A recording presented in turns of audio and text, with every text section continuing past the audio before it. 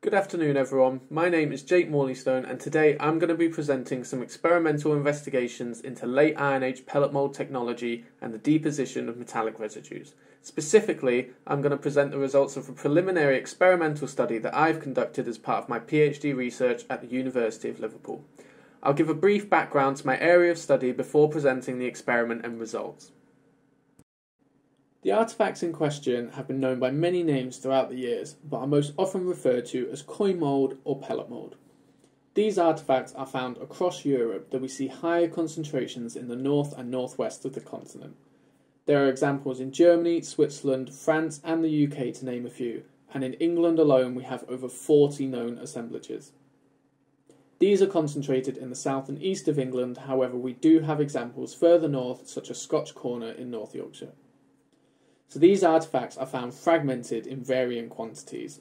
We have assemblages that consist of only a single fragment and assemblages that consist of thousands. Morphological assessment has shown that the known UK tray forms were being used to produce 25, 50 and 100 pellets at a time. These artefacts have long been associated with the production of late Iron Age coinages. The association has been around since the earliest studies and it is something that has remained consistent throughout the literature.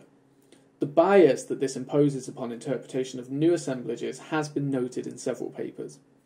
The reasons behind coinage being the popular interpretation is that the moulds can be used to form small pellets of metal at consistent size, weight and composition, which can then be processed into coin blanks.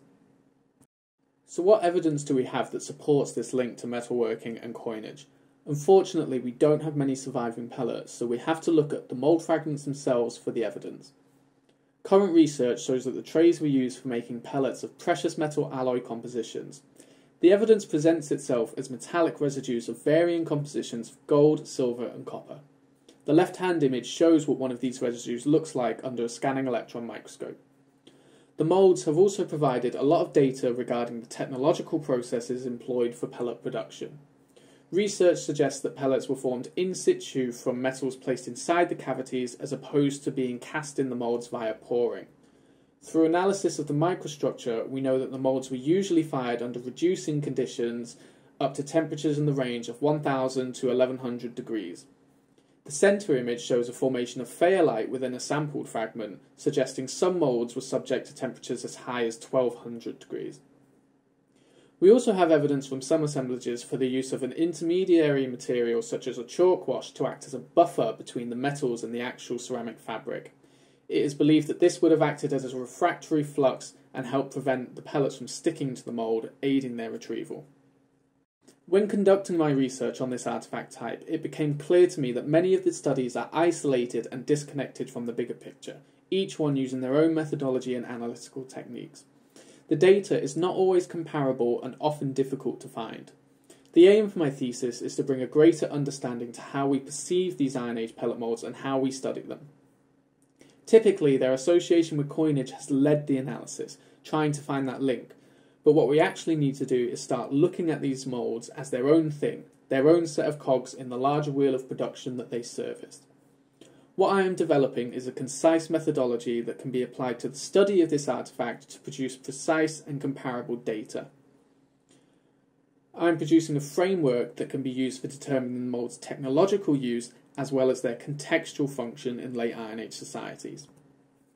In order to aid the interpretations of the archaeological evidence, it's necessary to conduct a series of experiments in pellet production. This is so that we can better understand how the mould fragments as we see them came to be. This includes the technological processes of their use, how the metal residues were deposited within the trays, and how we use this evidence to link back to the intended pellet alloy and what artefacts this pellet then went on to become. What I'm going to present now is the preliminary experiment that I've conducted to begin this whole process. This experiment was performed under lab conditions allowing for a greater control of certain factors. I used two types of natural clay and made sure that both trays were made to the same specs using the same techniques. I also tested several refractory fluxes so that I could investigate their influences on pellet production. I used a chalk wash and a charcoal wash, and I also ran some holes with no wash as control samples. I also controlled the pellet composition as well as the firing environment. Finally, I considered pellet retrieval and designed a method of tracking how difficult it was to retrieve the pellets post-firing.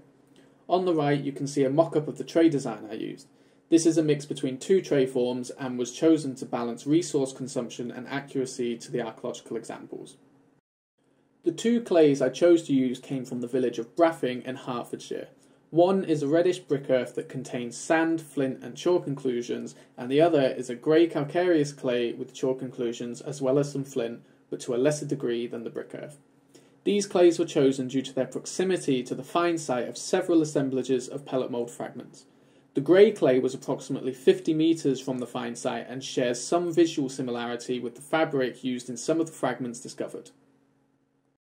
The archaeological ceramics contain a variety of inclusions, suggesting the clays used were not extensively processed. With this in mind, I chose to process the clays via the dry processing method. I laid the clays out and then left them to dry out completely. Once the clays were dried, I picked out all of the roots and organics that I could see. I then crushed the dried chunks into smaller ones and continued to grind and sieve until I had a particle size of 1 mm. The clay did not need to be ground so fine, however this was done to approximate the size of inclusions I have seen in cross-sections of some of the archaeological material that was found nearby. I removed all of the larger inclusions, which mostly consisted of flints, chalk nodules and a variety of river pebbles. I then mixed the ground clays with water to bring the clay back to a plastic and malleable state. I then added some wood shavings to act as the organic component. The inclusion of an organic component aids against things like thermal shock early on in the firing and reduces oxidization inside of the clay. I formed both trays by hand and used a wooden dowel to form the holes. The dowel was circular with a diameter of 7 mm and I punched the holes to a depth of roughly 8 mm. This size was chosen to reflect some of the hole size groups observed in the archaeological assemblages. Once formed, I left the trays overnight at room temperature to dry before firing them.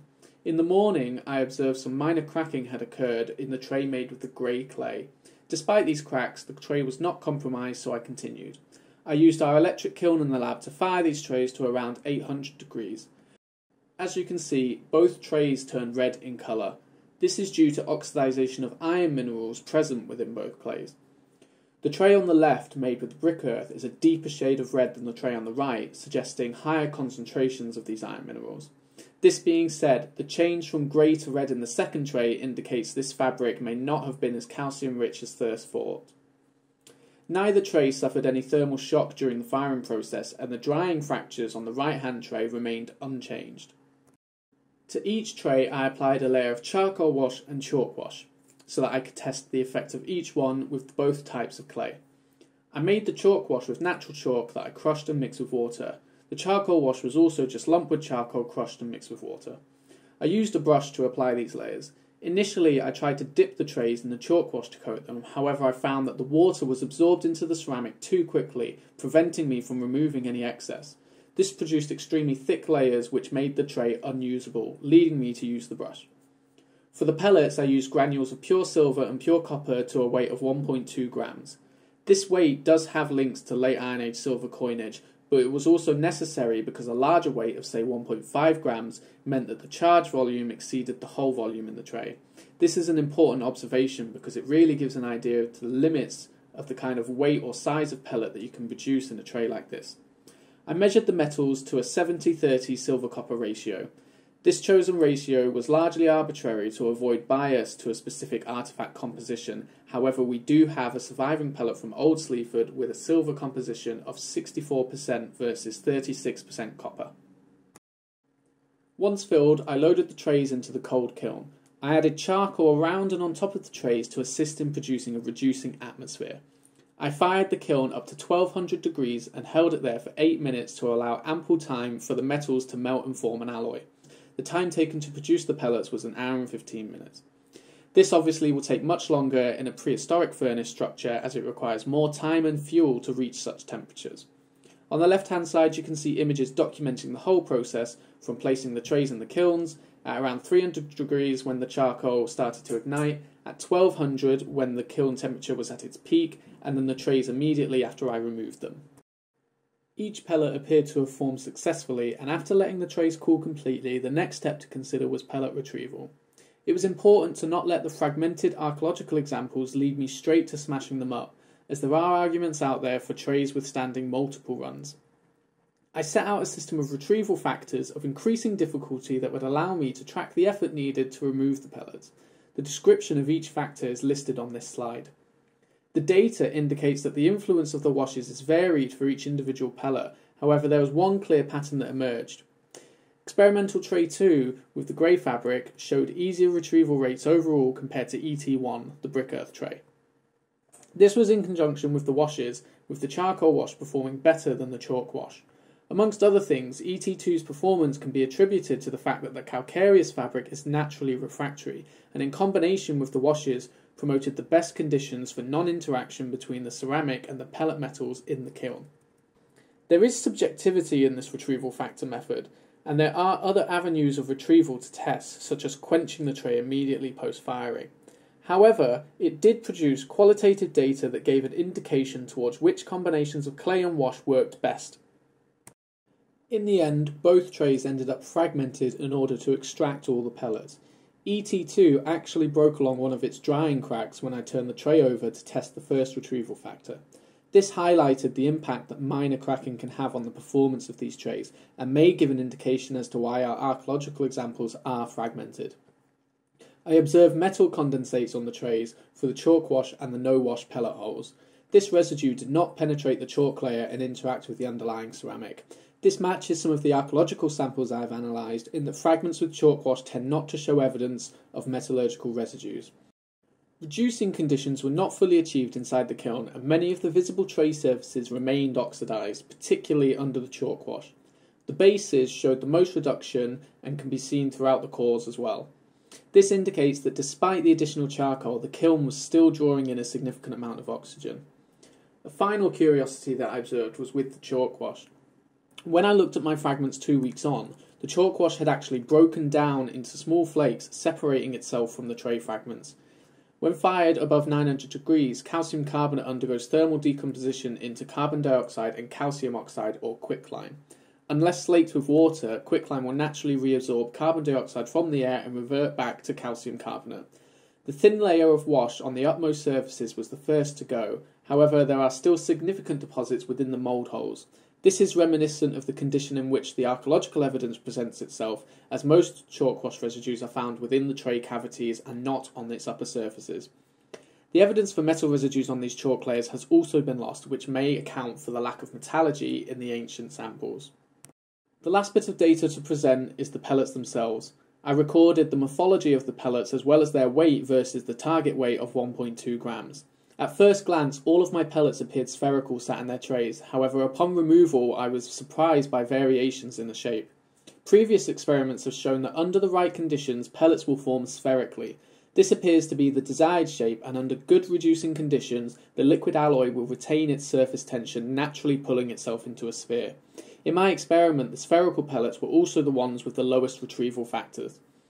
Most of the pellets had an amorphous underside and a few minor blowholes where the gases had gotten trapped and expanded in the heat. The shape of the pellets can be attributed to being unable to maintain a reducing atmosphere. In addition to the shaping, the chalk wash pellets also have calcium deposits adhered. These pellets would have to go through a cleaning process before any further processing. In terms of weight, all pellets saw a loss of metal. At this stage, there are no clear patterns between clay or wash type. The amount lost is negligible and would have likely gone unnoticed using early weighing technologies.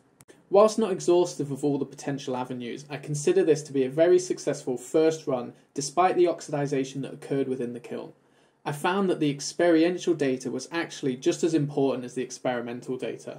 This included learning things like the best technique for applying the washes or how the trays felt and performed before, during and after firing. It was clear that the maintenance of a reducing atmosphere is paramount to successful formation of these pellets and is something that needs to be at the forefront of considerations moving forward. The preliminary data suggested that the charcoal wash performed better than I expected and in some cases outperformed the chalk wash. It also left minimal trace evidence in the holes that form pellets. This could have implications for the archaeological examples because not all trays show evidence for the application of a wash. If they were using something like crushed charcoal, this experiment has shown that the evidence of this may not have survived. What also became apparent was that there may be additional stages to consider between the pellet production and their own transformation into the intended end artefact. This includes stages such as the cleaning of any chalk wash residues on the pellets themselves.